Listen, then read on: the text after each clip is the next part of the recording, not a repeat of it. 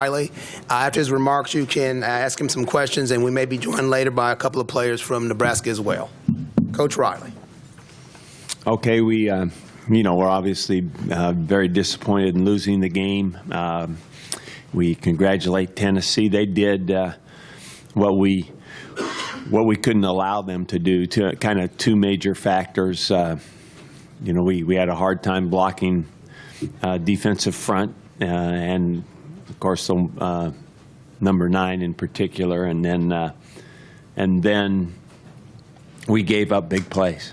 I think that was, when we crawled back in it and gave up that big pass, that was kind of indicative of what that game was like for us defensively. We just gave up too many big plays.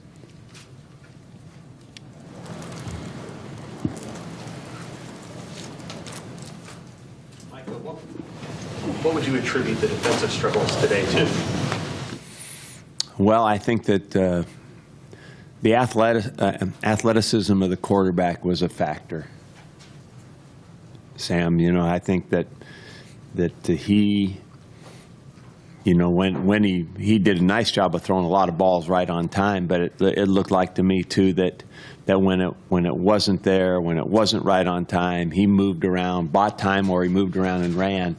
Then those plays were hard on us. They had big impact on that. I think he went for 2 touchdowns off of scramble plays. So,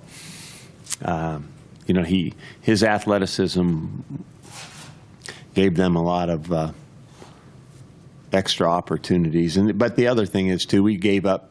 I think probably the biggest thing on defense besides that was probably giving up the kind of leverage coverage position you need to have on a receiver in certain coverages. And so there are some coverages where you will play a guy outside position and you'll have help inside, or some coverages where you'll have where you won't have any inside help, so you need to stay inside, and if you're going to give up anything, it's going to be something short and out.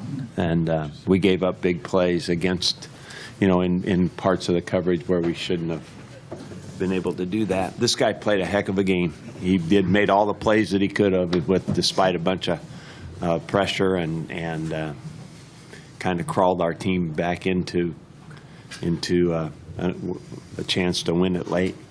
Coach, sports guys here from Chattanooga, Tennessee. What positives did you take from this game tonight to go back forward for the next season? This game was for us. It's part of our process now in going forward with of course the players that played in the game will have gained great experience in playing against guys they have some good players on that team and good athletes. So I think the experience of playing in this game for us will be good for our team. And it's the kind of the end of one team and the beginning of another, as leadership emerges right after the results of this game are in, and we get back to campus, and it should be a great motivator for the guys that were playing in this game that are coming back for next year's team. Mike, can you talk more about Ryker's performance, what he was up against, stepping in and against a guy like Barnett? Yeah, I think that atmosphere-wise, it was we are really thankful for being in this bowl game. It was a big-time deal. You don't see many games at this, a situation like this. It's not maybe a playoff game, sold-out bowl game. Lots of enthusiasm for the game. The group of people here just are awesome. The Music City Bowl people, Scott Ramsey and his crew, and it was great for us to be a part of it. And but as far as offensive performance, the biggest factor going in was going to be, could we block the Tennessee defensive front, and could we block Barnett? When we did get a little bit of time, we made plays.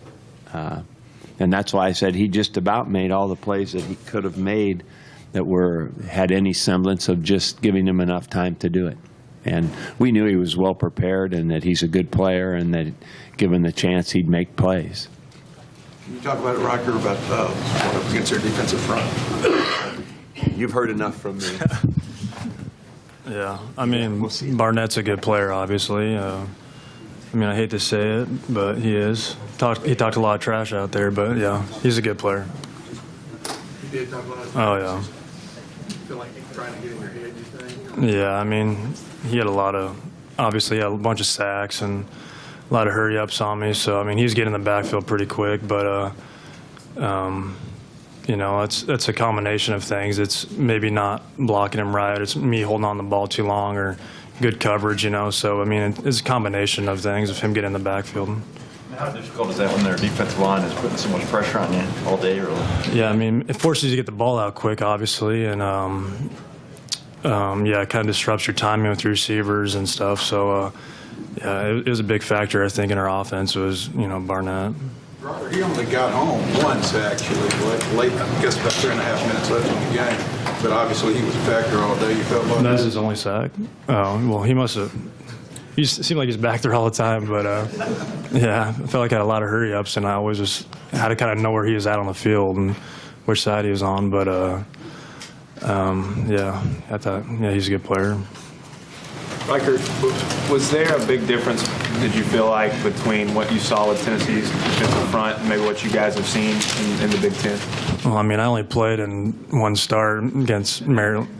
Yeah, so, and it wasn't as good as Barnett, obviously, but I think Illinois had good DNs, but nothing like what we saw today. Ryker, how confident was it for you to have somebody like Brandon Reilly to help you out with some of the plays? I mean, I told him before the game, if you get one-on-one, I'm going to get you the ball, and hopefully you can get one touchdown in the year. So he had 2 today, so good for him, you know. Proud of you, Brandon. Hey, Brandon, when you guys got the offense going, I mean, you scored on 3 or 4 possessions in a row, but why did it take so long, maybe like deep into the second quarter, to kind of get something moving?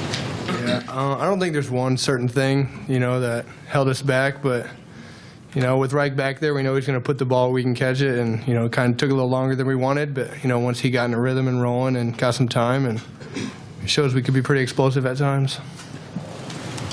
You guys think you were... Would you expect the running game maybe to do a little more damage against that defense? Yeah, we were hoping on, obviously, on first downs, you know, be able to get more yardage, because when you get to second and long, then it forces you to, you know, second and third and long, you got to throw, obviously, so it gets you in predictable situations. So, I mean, first down, we need to be able to run the ball better, I thought, this game.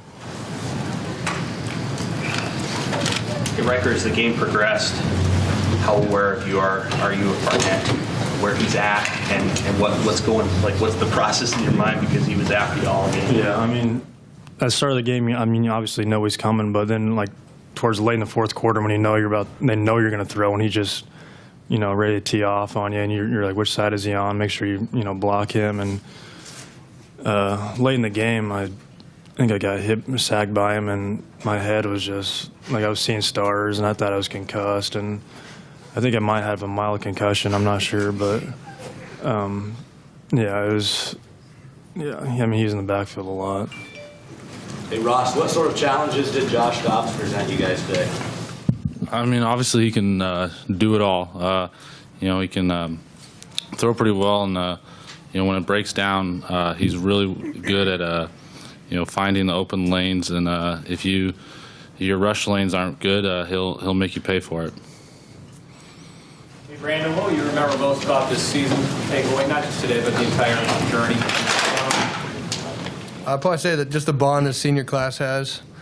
You know, we've been through a lot. A lot of us walked on together, and, you know, it's those friendships that last a lifetime, and, you know, that's what I'm going to hold on to most about, you know, this journey. Hey, while you guys are leaving, obviously, did anybody say anything in the locker room to the young guys about next year or going forward? Yeah, you know, I just walked by a few guys, you know, it's your show now.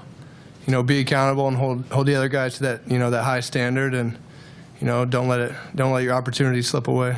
Oh, we've got time for 2 more questions. How do you feel about where you guys leave the program as it goes forward? Yeah, you know, obviously coming off last year and the, you know, disappointing season we had, our senior class got together in the off season. You know, we don't want to go out that way, and, you know, we were pushing for that 10 win, you know, but, you know, 9 wins is kind of where we've been at, but definitely a step in the right direction after last season. One more. Ross, when you think about the caliber of athletes that Tennessee had, now that the game is over, how much of a challenge was it just to keep up with them? Some of the speed guys they had, back, and all those players. I think the real challenge is when you have athletes like that and you go up tempo, and they're able to their second, third string receivers are just as good as their starters. I think a couple times we just kind of tightened up, and they had those quick plays and they just hurried it up, and good athletes are pretty good in the hurry up. It was a big challenge early on, especially. Thank you, gentlemen. Nebraska players will be available for